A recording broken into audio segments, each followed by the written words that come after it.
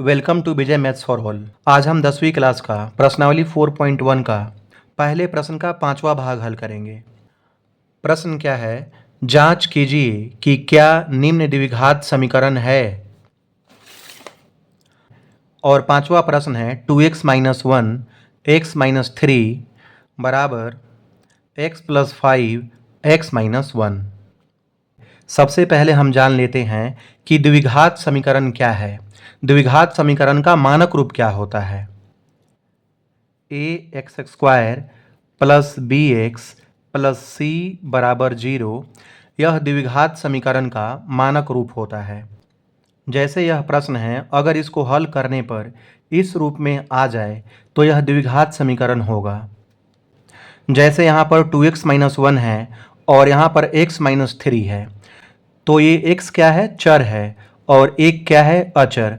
वैसे ही यहाँ पर x क्या है? चर है, और 3 क्या है? अचर। a से लेकर z तक को हम क्या कहते हैं? चर कहते हैं।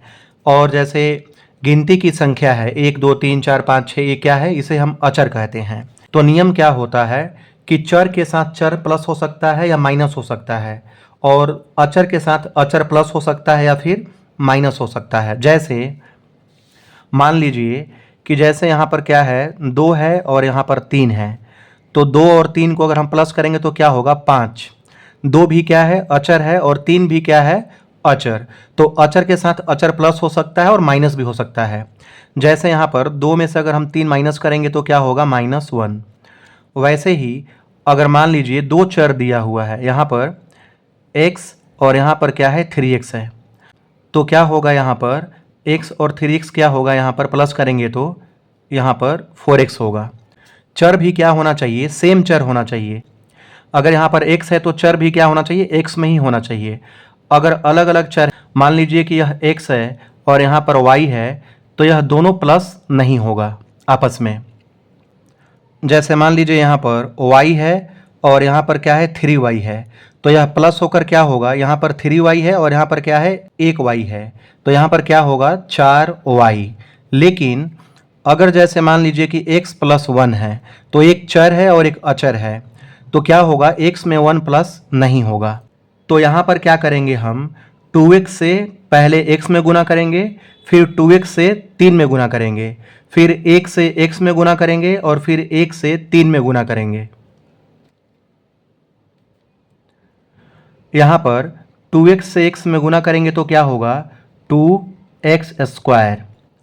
और फिर यहाँ पर 2x का चिन्ह क्या है? प्लस है, और यहाँ पर 3 का चिन्ह माइनस है, तो प्लस को माइनस के साथ गुना करेंगे तो क्या होगा? माइनस। और 2 से 3 में गुना करेंगे तो क्या होगा? 2 तिया 6, और फिर x है तो x लिखेंगे।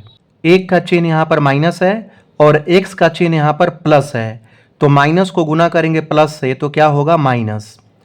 और 1 से गुना करेंगे x में तो क्या होगा? x। फिर यहाँ पर माइनस से गुना करेंगे माइनस से तो क्या होगा? प्लस। और 1 से गुना करेंगे 3 में तो क्या होगा? 3 एकम 3 बराबर। अब यहाँ पर इस x से पहले x में गुना करेंगे, फिर x से 1 में गुना करेंगे, उसके बाद फिर 5 से x में गुना करेंगे, और फिर 5 से 1 में गुना करेंगे। तो x से x में गुना करेंगे तो होगा x²। x का चिन्ह प्लस है और 1 का चिन्ह माइनस है, तो प्लस को माइनस से गुना करेंगे तो होगा माइनस, और x से 1 में गुना करेंगे तो होगा x। फिर यहाँ पर 5 का चिन्ह प्लस है और x का भी चिन्ह यहाँ पर प्लस है, तो प्लस में प्लस से गुना करेंगे तो होगा प्लस, और 5 से गुना करेंगे x में तो होगा यहाँ पर 5x।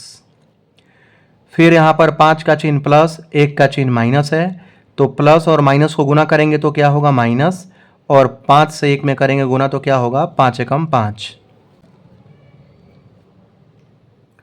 2x², यहाँ पर -6x और फिर -x दोनों प्लस होकर होगा -7x प्लस 3 बराबर x², और 5x में से x को माइनस करेंगे तो क्या होगा? 4x minus 5।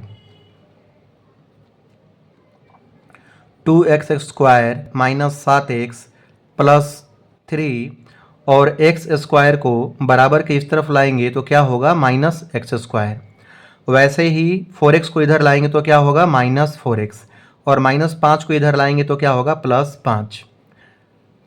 किसी भी संख्या को बराबर के या तो बाईं तरफ या दाईं तरफ अगर हम लाते हैं तो उस संख्या का चिन्ह बदल जाता है। अगर प्लस है तो माइनस होता है और माइनस है तो प्लस होता है। 2x² में से x² को माइनस करेंगे तो क्या होगा x², और यहाँ पर -7x है और यहाँ पर -4x है, दोनों प्लस होकर क्या होगा -11x, और यहाँ पर +5 और यहाँ पर +3 है, तो क्या होगा प्लस होकर 8 बराबर 0। यहाँ पर x का घात क्या है 2 है, इसका मतलब कि यह द्विघात समीकरण है। इसे हम ऐसे भी लिख सकते हैं x² प्लस -11x प्लस 8 बराबर 0। यह द्विघात समीकरण के मानक रूप में है। अगर हम इससे तुलना करेंगे तो यहाँ पर a का मान क्या है 1, यहाँ पर b का मान क्या है -11, और c का मान यहाँ पर क्या है 8। यहाँ हम लिखेंगे चूंकि यह द्विघात समीकरण के